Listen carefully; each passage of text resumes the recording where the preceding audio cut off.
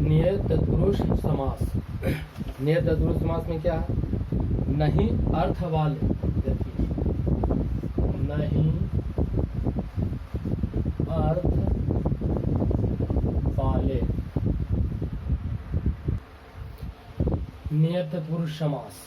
नहीं अर्थ वाले ने अवयव के साथ जो समास होता है उसे नियत तत्पुरुष समास कहते हैं। समास हो जाने पर ना का आ या अन हो जाता है। ना का ये जो ना है इसका आ या अन हो जाता है।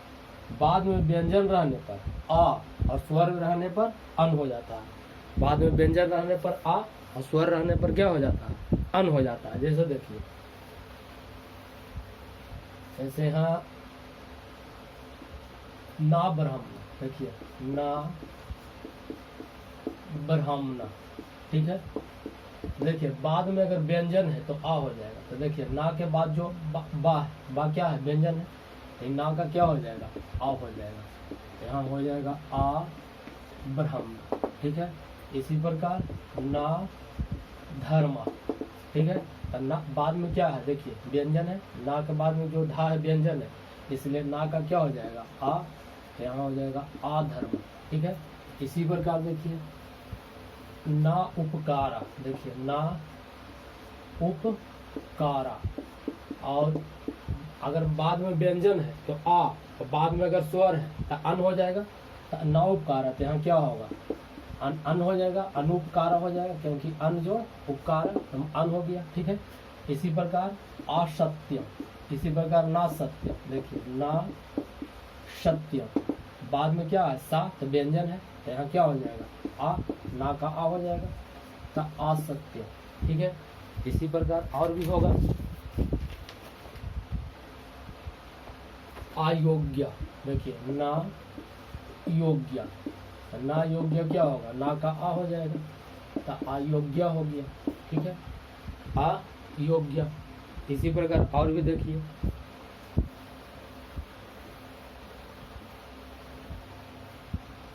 अयोग्य। इसी प्रकार अनंता, ना अंता, तो क्या होगा? अनंता, ठीक है। इसी प्रकार ना मोघा, ना मोघा, तो क्या होगा? अमोघा, ठीक है।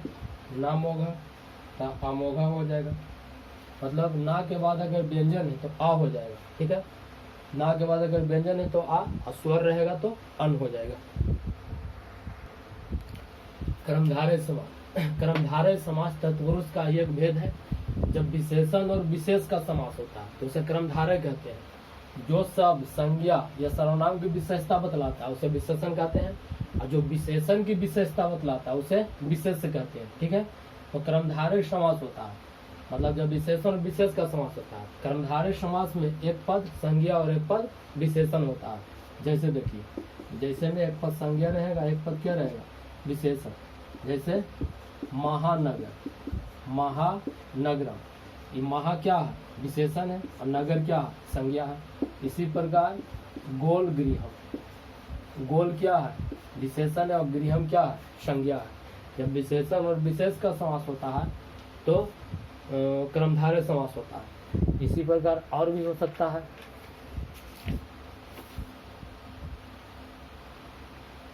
नीलोत्पलम, देखिए। और एक चीज और है इसका पहचाने के रूल, जैसे देखिए पुरुषोत्तम, ये भी कैसा समास है? कर्मधारय समास है। पुरुष जोड़ उत्तम, मतलब एक क्या है? एक संज्ञा है, एक विशेषण है, ठीक है।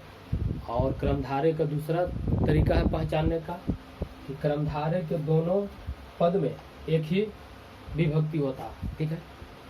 दोनों पद में क्या होता है? एक ही विभक्ति। जब विशेषण और विशेष का समास होता है तो वहाँ कर्मधारय समास होता है। जैसे देखिए पीताम्बरम, पीताम्बरम, पीताम्बरम कैसा समास है? कर्मधारय समास। एक पीला है और अम्रम मैंने वस्त्र, मतलब एक संज्ञा है, क्या है? विशेषण, ठीक है। तो इसका विग्रह क्या होगा? पीतम, पीतम चा तत् अम्बरम। इस प्रकार भी विग्रह कर सकते हैं। जैसे गोल गृह, देखिए गोल गृहम, एक संज्ञा है, एक संज्ञा है, एक विशेषण है, तो क्या होगा? गोलम तच्च गृहम, इसको तच्च भी कर सकते हैं, तच्च अम्बरम, ठीक है। इसी प्रकार नीलोत्पलम, देखिए नीलोत्पलम, तो क्या हो जाएगा?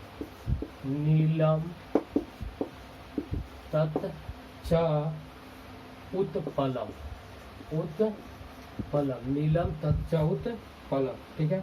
इसी प्रकार महापुरुष, देखिए महापुरुष कैसा समास है? कर्मधारय, महा जो है विशेषण है, पुरुष की संज्ञा है, तो क्या होगा? महान, ठीक है। महान, असौ चा पुरुषा, या इसको हम खले इस प्रकार भी विग्रह कर सकते हैं, देखिए महान पुरुषा, ठीक है। इस प्रकार इसका विग्रह हो जाएगा। क्या? संख्या पूर्व दिग्गु, जिस क्रमधारय पद में प्रारंभ में संख्यावाची शब्द हो उसे दिग्गु समास कहते हैं। जिस क्रमधारय पद में प्रारंभ में संख्यावाची शब्द हो उसे दिग्गु समास कहते हैं। जैसे देखिए प्रारंभ में क्या होना चाहिए?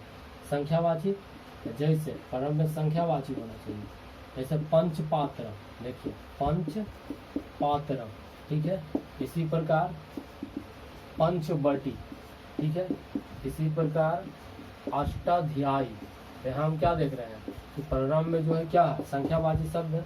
अब प्रारंभ में संख्यावाची शब्द हो, अब वो किसी दूसरे का बोध न कराए तो वह क्या हो जाएगा? दिग्गु समास होगा। जैसे त्रिलोकी, ठीक है, तो त्रिलोकी से किसी दूसरा का बोध हो जाता है, इसलिए त्रिलोकी है जो दिग्गु समास नहीं होगा, ठीक है। त्रिभुवनम, देखिए त्रिभुवनम हो जाएगा, मतलब किसी दूसरा का बोध नहीं होना चाहिए, त्रिभुवनम, दिग्गु समास होगा, त्रि और भूमि, ठीक है। इसमें प्रारंभ में क्या है? संख्यावाची शब्द है, तो जब प्रारंभ में संख्यावाची शब्द हो तो वह क्या होता है? दिग्गु समास होता है, ठीक है। और इसी प्रकार इसका हम विग्रह करेंगे, जैसे विग्रह हम करना चाहते हैं।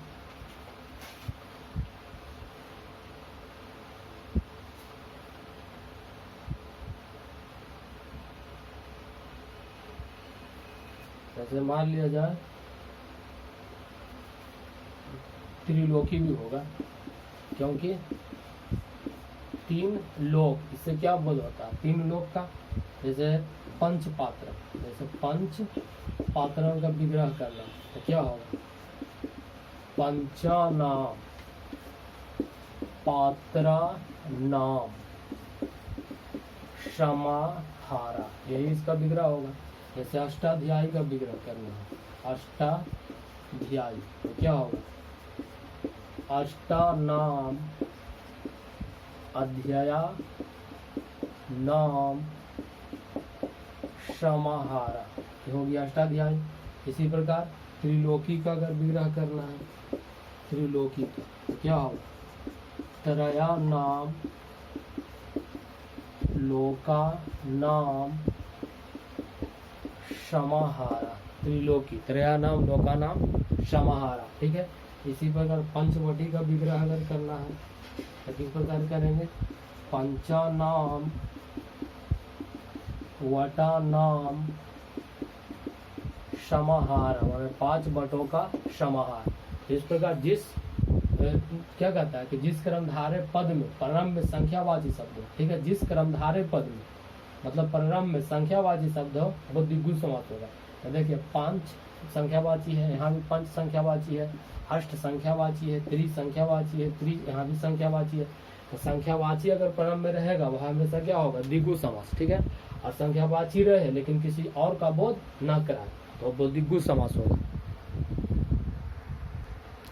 देखिए द्वंद्व समास में उभय पद की प्रधानता होती है, इसमें चा का अर्थ छिपा रहता है, मतलब दोनों पद की प्रधानता होती है। जैसे देखिए राम सीता, ठीक है।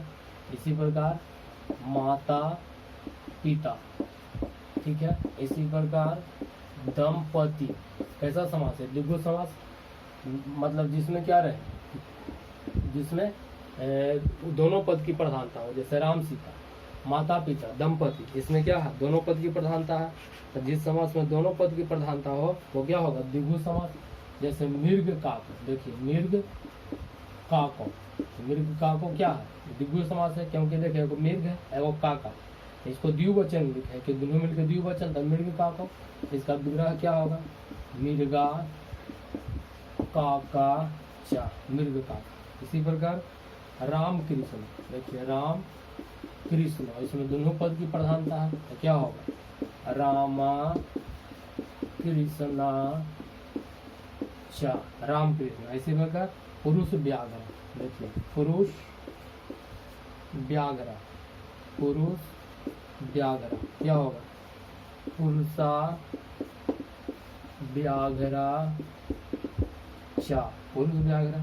इसी प्रकार सीता राम, देखिए सीता राम, तो क्या होगा, सीता रामा चा।